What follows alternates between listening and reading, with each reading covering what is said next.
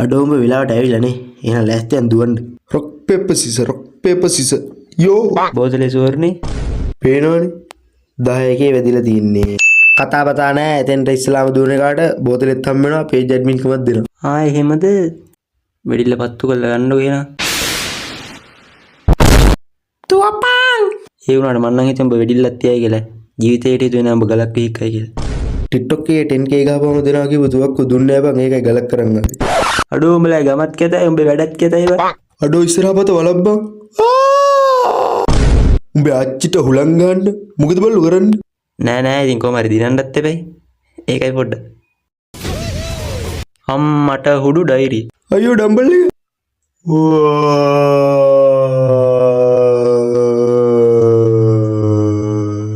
අඩෝ තරගේ පටන් ගෙන බා.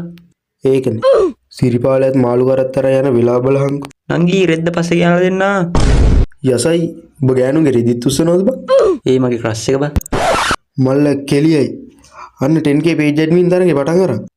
අදිගේ නැතුනොත් ඉතින් ආයේ 20යි වලින් තමයි. මට විතර දිනුම් කණුව තනිය හැට පේන්නේ.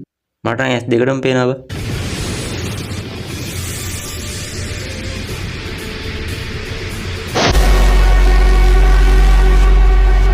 මම නේද දින්නේ? නෑනේ.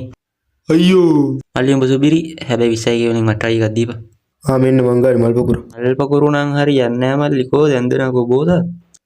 ඒ 20k වලින් බෝතලේ දෙන්න බං. 10k වලට මෙච්චර තමයි. උඹලා අපිට බොරු කරලා මන අපායන්ද දන්නේ. කමන්නේ 20යි වලින් බලගමු.